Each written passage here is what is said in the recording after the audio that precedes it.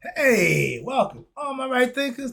Thanks for tuning in to check out your boy, P Farm. Thinking right out here with my teaching hat on, and I'm in the book. Oh, I got a nice little lesson for you today. It's only getting better. It's classroom time. The teacher's on his job. That's right. Get comfortable, get your pen, get you some paper, and get ready to learn something. I got some good stuff for you. Let's rock.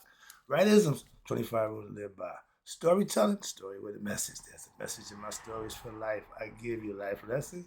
You tune in and receive them. I appreciate you. We got a good thing going. Let's do what we do. Right thinking mission is to enlighten, inspire, educate, and motivate you, the individual, to a higher spiritual level of enlightenment. Right thinking way of life through mental and spiritual discipline. Practice daily will help and guide you to obtain your goal of reaching spiritual enlightenment, aka know thyself. My mission is that all right thinkers know thyself.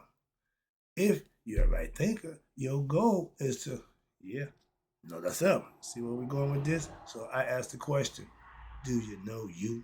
You will when I'm through. That's what I do. It's rhetorical, but if you don't have an answer for yourself, tune in. I got you. A person who knows not and knows not that they know not is foolish. Disregard them. A person who knows not and knows that they know not is simple, but you can teach them. That's why I do what I do for you. I appreciate you too. Stay tuned. I got more for you. A person who knows not and believe and think that they know is dangerous. Avoid them. I do. A person who knows and knows not that they know is spiritually asleep. I can awaken them. I'm the spiritual alarm clock here to wake you up with knowledge of self. That's what I do for you. A person who knows and knows that they know is wise. Follow them. All these persons reside in you. Right thinkers, know thyself and to my be true. I'm in the second phase of the Egyptian. So what is Egyptian yoga? I broke it down for you. I gotta wrap it up. And then we're gonna do the study of yoga. Good stuff. That's right. I'm teaching now. Right thinking philosophy. Yoga is a revolutionary way to what? Understand. I'm breaking it down for you. And the practice of our ancient Egyptian mysticism and the ancient Egyptian mystical religion we call Shitar Letter. That's what I mastered. I just put the right thing philosophy twist to it. So Egyptian yoga is what has been commonly referred to by Egyptologists as what they call Egyptian religion, again, or Egyptian mythology. Fine. But if you think of it as just another set of stories, allegorical, mythological stories about a long lost civilization, is to completely miss the greatest secret education teachings of human existence. This philosophy, second to none, hands down. I put it against anybody, anything you got, and I'll slap you around with it. Simple as that. So I know firsthand. What is yoga? That's right thing philosophy. Watch this. This is where I patterned right thing philosophy from. The literal meaning, watch this, of the word yoga is to yoke or to link back. The idea is the implication is to link you back, your individual consciousness, this thing you got, yours, the individual, and link it to its original source, which is God, the higher self, which is tapped into the pineal gland, which He got tucked in your brain that our ancestors knew about. And that's your original essence. Once you come conscious of who you are, you have universal consciousness, aka God conscious, Christ consciousness. Bottom line, you are awakened in a broad sense. So that means right thing philosophy, yoga, is in process, which helps one to what? Achieve spiritual liberation or freedom from the bondage to what? Human pain and spiritual ignorance. Knowledge of self will take the ego self and put him in check. If your ego never got checked, you have no clue about God.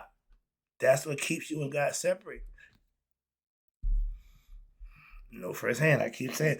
And He made that decision willingly. When you sell your soul, When you say, well, I'm going to know it's wrong, I'm going to do it anyway, but I'm going to get the benefits of doing it, so you can have it after that. The soul is not yours. The spirit is given to you from God. He wants it back. It's a loaner. So you can't sell a house that you don't own. You ain't got the papers. You don't own you. So you don't own your soul. No. So that concept don't work well. But the concept, not literally, but when you make decision to do wrong, you just sold your soul. Why? You gotta be responsible for that wrong action. You're gonna catch hell for that. That's what hell is. Hell is punishment for the action that you did. Come on, you got to be smarter than that. I'm just breaking it down. So let's go.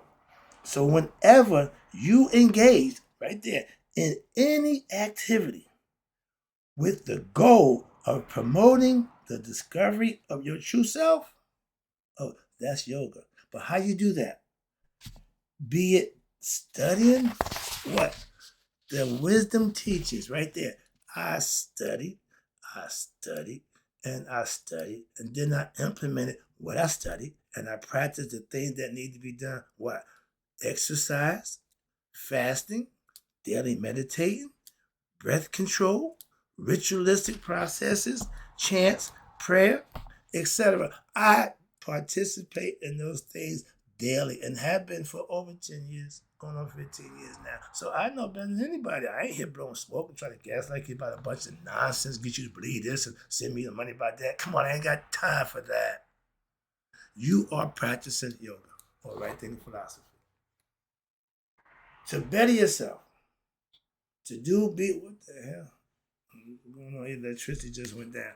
But these are things that you can do for yourself that will put you in a position, because the goal is to help you to what? Discover your essential nature as one with what? God, aka the Supreme Being or the All Conscious. That's the goal for all human beings as we come into the world. No, I want to be a great football player. I want to be the best this. I want to be the network. No, it means nothing. None of that means it's all window dressing. Okay? If you like to go window shopping, then you'll be here enjoying the material world. Spiritual world goes beyond that. So when you're doing that, you are practicing yoga. So you mean yoga in all its forms as spiritual disciplines and spiritual development, if practiced daily, and was practiced in ancient Egypt earlier than anywhere else in history. This ain't new. The ancient scriptures describe how Asar, the first mythical king of ancient Egypt, when the fall of man, meaning the spirit of man, came in physical form, Asar represents that. Yeah, I use Adam in the Christian concept, but this all theoretical and philosophical. So it was anywhere else in history, okay? The ancient scriptures describe Asar as the mythical king, traveled from Egypt throughout Asia and Europe, and the whole time establishing civilizations and teaching the practice of religion. He wasn't a colonizer. Like, y'all come and make everybody be a Christian. No, he came and give you education and knowledge and let you do your thing. But this part partially explains why the teachings of mystical spirituality, known as yoga, and the Vedanta in India are so similar to the teachings of what we know as Shitananda. Y'all ain't do nothing different, okay? Again, our ancient Egyptian religion, Egyptian yoga, this unique perspective from the highest philosophical system was developed where? In Africa over 7,000 years ago. Go back. This developed in Africa when? Over 7,000 years ago, provides a new way to look at life and religion, psychology, and the way to what? Spiritual development that leads to what? Spiritual enlightenment, spiritual emancipation, spiritual resurrection. All those things are what? To become a better you.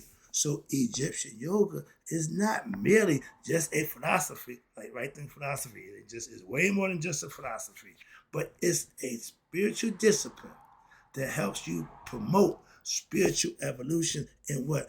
all human beings. I ain't saying right there philosophy is just for so-and-so. No, for anybody who want to practice it, it's free reign. Okay, moving on. Allowing him or her to be able to discover the ultimate truth, the supreme peace, and the utmost joy which lies where? You ready to know? You ready? Where this all happens? Within your human heart. It's not outside of you. Happiness inside of you. Ultimate peace ain't outside you. These are the true worthwhile goals of life. You see people just living right, doing right. Why do you think they're doing it? They're being rewarded. They're being blessed. Okay? And that's what continues to drive them to do that. If you believe in something and you're being rewarded for believing it when you keep doing it, understand religion, trust me. Anything else is what they call selling for less. If what you believe and what you're following, you're not prospering, you might want to check out what you believe and what you're following. That's all I'm saying. Because you should prosper. If it's doing right and for the right reason, you should prosper. It would be like a personality who owns, watch that, a personality who owns vast riches, thinking that he is poor and homeless, not knowing what he got. Not knowing thyself is just like that. You got knowledge of God, you got God in you, and you don't have a clue. So you don't know how rich you really are because you don't know thyself. Every human being has the potential. I told you, if it's 9 billion human beings on this earth, it's 9 billion ways to God. Has the potential to discover what? Their greatest treasure of all existence if they apply themselves to learn, study, and learn the truth, and then practice some of the teachings that they learn, great thinking philosophy, with the proper guidance. Sema, meaning union, unite, as is Sema is the ancient Egyptian word, and the symbol meaning what? Union of yoga. This is the vision of Egyptian yoga. So let's study what yoga really is. Let's get more in depth to the study of yoga. Perfect segue. When we look upon the world, we are often baffled by the multiplicity in which constitutes what we call the human experience. Let me put a pin right there for a minute.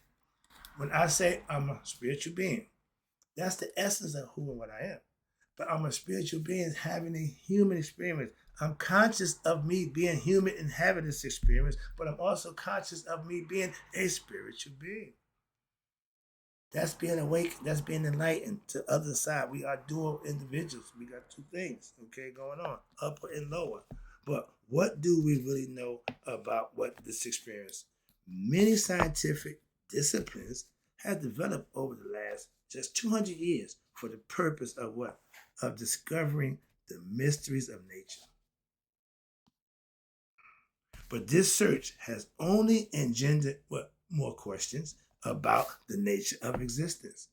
Yoga is a discipline or a way of life. Again, right thing philosophy is based on a yogic discipline which we practice as a way of life in our daily life, designed to promote the physical, go to the gym every morning, work out, mental, study, keep myself together, and spiritual development. I meditate in prayer as a human being. Those are 3 things that you personally can take care and control and manipulate yourself. It leads you as a person now to be able to discover, that means find something out, and the answer, to the most important questions of life, such as, number 1, who am I? Number 2, why am I here? Number 3, and where am I going? If you ask yourself those questions, then you should be on a search for what? For the answers. Can you answer those questions yourself, or you got to go outside yourself to get the answers for those questions? Okay? As explained earlier, the literal meaning of the word yoga is to yoke or to link back, the implication being to link your individual consciousness, you as a person, to the original source, the original essence, that which transcends all what? Mental and intellectual attempts of comprehension, but which is the essential nature of everything in creation. We term that universal consciousness. God is spirit and consciousness. While in a strict sense, yoga may be seen as a separate discipline from religion. Watch this, here we go. Yoga and religion have been linked at many points through history and still continue to be linked even today. Why? In a manner of speaking, yoga is a spiritual discipline that may be seen as non-sectarian, transpersonal science. Again, it's a science that you practice to promote what we call spiritual development and harmony of your mind and your body through mental and physical disciplines practice, including daily meditation. Those are three things that I've been doing for over the last 10 years, and we call it spiritual exercise, working out, meditating, and performing actions with the correct attitude. I give what I call selfish service. If I don't want to do something, I'm not doing it. I'm not going to do something with attitude. What a bad attitude right there. If your heart ain't in it, don't do it. If your intentions ain't pure, don't worry about it. Simple as that. So that's what that's telling you. And that's the philosophy that I practice, living by. The teachings which were practiced, again, where the teachings have to be practiced in order to master. They have to be practiced, and it was done in ancient Egyptian temples where you can go there and learn where someone's later intellectual defined into a literary form by what? Your Indian sages of Vedanta Yoga. This was discussed in the earlier book, Egyptian Yoga, my first book, Egyptian Yoga, The Philosophy of Enlightenment. I learned about the Indian philosophical concepts. And the Indian mysteries of yoga, they call Vedanta, may therefore be understood as representing an unfolding exposition of what we know Egyptian mystery system. They pretty much copied it, but we didn't look at it that way at that time. We didn't see it. They just practiced what they got from us, and we got a problem with that. It might have been. So the question, right thinkers, is how to accomplish these seemingly impossible tasks of what? Knowing thyself. How do I do that? How to transform yourself and to realize the deepest mysteries of your self-existence. Why am I here? Well, those are the questions you need to answer for yourself when you go deep inside yourself. And that's how to discover who I am. This is the mission of all right thinkers of yoga philosophy. And the purpose of yoga practice is to get to that level, nihas, to know thyself. And it can be done with daily practice of the teachings that you learn. Yoga does not seek to convert or impose religious beliefs on anyone. I told you I'm not religious. I don't do the Bible. I don't do the Quran. I don't do the Talmud. I do no religious books, period. Okay? Philosophical principles are what I learn and teach. That's how I got to God. So that's what I use to teach you how to get there. I don't know the Bible. I don't know that way. So ancient Egypt was the source of civilization and the source of religion and yoga. They went side by side. Therefore, all in any system of mystical spirituality, meaning advanced knowledge of self, can coexist harmoniously within these teachings when they are practiced correctly and understood. My best friend is a Bible-thumping religious pastor. I'm a what you call atheist. Now, I believe in God. I just don't do the religious biblical belief system concept. Why? I got my other spiritual philosophical concept that I practice, that I master. That's why. No disrespect. And again, my best friend is a Christian. I get advice from him. Okay? Why? Biblical. I don't do that. That's his thing. If I get advice, it's going to come from a biblical perspective, and I understand that. But right thinkers, okay, I have what I call church family. They're good people practicing Christian religion. I got a problem. I keep telling you, I got a problem with that. I got no other friends. So I go to church. All right. But Right thinkers, the goal of right thinking philosophy is to promote integration of your mind, body, and spirit. Satisfy the three aspects of oneself for self mastery. This is complex. In order to produce your optimal health of the human being, these things have to be done. One without the other, you're going to fall short. This is only accomplished, you ready? Through mental and physical exercises, which will promote the free flow of the chakra or your spiritual energy, the serpent power, by what? Reducing your mental complexes that's caused by your own ignorance. Stressing, worrying, carrying someone else's burdens is all due to your ignorance of self. Okay? I don't care about nobody else's situation but my own. That's selfish. Okay, call me selfish. But I don't have the burden to be my mind worrying about something that got nothing to do with me. So again, I can show empathy and compassion. I ain't got to burden myself with with your thoughts of being anything. So that's my thing. There are two roads which human beings can follow and live for. And my mother-in-law says always, wide is the road to destruction. Broad is the road to yeah, we know that, and everybody gonna take that road pretty much. The arduous road, the spiritual road, that lonely road, that hard road, all that. Nobody wants that. I'm a Capricorn. I'm comfortable on that road. But one of the wisdom and the other is of ignorance. Your choice. And everybody will swear they took the wisdom road, knowing the whole time. Knowing the whole time you just ignorant as a bag of rocks. But the path of the masses is generally what? The path of ignorance. And half of them believe it's the path of wisdom. You feel me? Which leads them into nothing but negative situations, aka fetters that they caused on themselves. That's the ignorance. And thoughts and deeds, they're going to do, be, and tear stuff up, mess stuff up. Okay? We know them kind of people? Check the mirror. These in turn, these actions and this mindset in turn leads to, you ready? Ill health, sorrow, pain, frustration in your life. You can't feel good about bad things that you got to pay the consequences for after you done committed the act. The other road, my road, right thinkers road, watch this.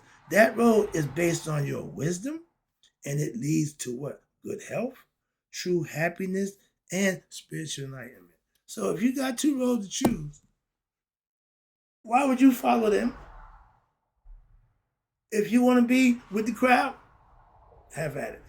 If you want truth, you want happiness, I'm on my way. The central most popular character within our ancient Egyptian religion was Asar, is Haru. That's the spirit that continues in me and you, who is the incarnation of what? His father. Asar is killed by his brother, Set. Set is the ego that's in me and you too.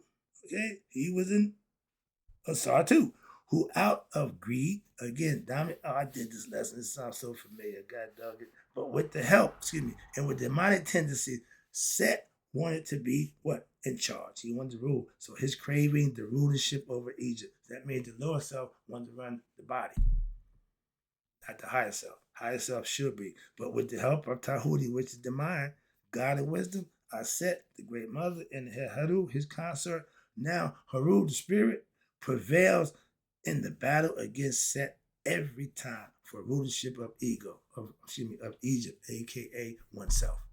You have to defeat your ego self. Haru's struggle, that's the symbolization and the struggle of what? Every human being. To regain rulership over what? Their higher self, with their higher self, and being able to subdue, conquer, control, beat, defeat, kill, whatever you want to call it, the lower self.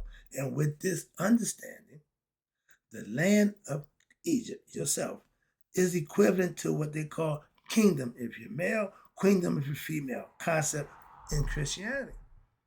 Okay? Wrap it up. Oh, I got one more prayer right here. But the most ancient writings in our historical period are from the ancient Egyptians. These writings are referred to hieroglyphs. Yep. Also, the most ancient civilization known was the ancient Egyptian civilization. The proof of this lies in the ancient Sphinx. Remember that thing? Which is over 12,000 years old. Okay? In order to build that, how long it took to get that concept of beast to consciousness. So that was a way long time ago. But 12,000 years, that's just the Sphinx been around. That's the original name given to these writings by who? Egyptians is Metroneter. Okay, not hieroglyphics. Hieroglyphics, the Greek name. Metroneter, and that means the writing of God. Tahuti was the God who wrote the Metroneter. That's God's mind. They had it all broke down for you to understand it. They teach you how to use this. And God or the netter, meter, or we call it divine speech. These writings were inscribed in temples, coffins, papyrus, contained in the teachings in reference to your spiritual nature of all human beings and the ways to promote spiritual emancipation, aka spiritual awakening or spiritual resurrection or spiritual enlightenment. The ancient Egyptian proverbs presented in this text are translated from the original hieroglyphic scripture. In an example of hieroglyphic text is presented in the front of the book. I'll show you the Egyptian coming by forth by day. Self-knowledge, again, is basis of true knowledge. So you can know everything about everything and still don't have true knowledge until you what? Get self-knowledge. See where I'm going with this? I'm about to wrap it up. It says, soul to heaven, the body to earth. Humans stay earthbound. The spirit got to go back to home. Unless it's what? If it ain't enlightened, it's going to stay earthbound to go get another body. That's reincarnation. It is said man is to become God-like through a life of righteous and virtue living and the cultivation of the spirit through scientific study, gaining knowledge, and the daily practice of bodily and spiritually disciplines. Means you work out, prayer, meditate, all those things you do on a daily basis. Why? This is how you earn salvation. Salvation is accomplished how? Through the efforts of the individual. There is no mediator between his or her God or his or her salvation, meaning God. Salvation is the freeing of your soul from your bodily fetters, the ignorant part that you keep bound to earth, and becoming a God through self-knowledge and earned wisdom by controlling the forces of the cosmos instead of being a slave to them, subduing your lower nature, your ignorance, through awakening of your higher self, Haru.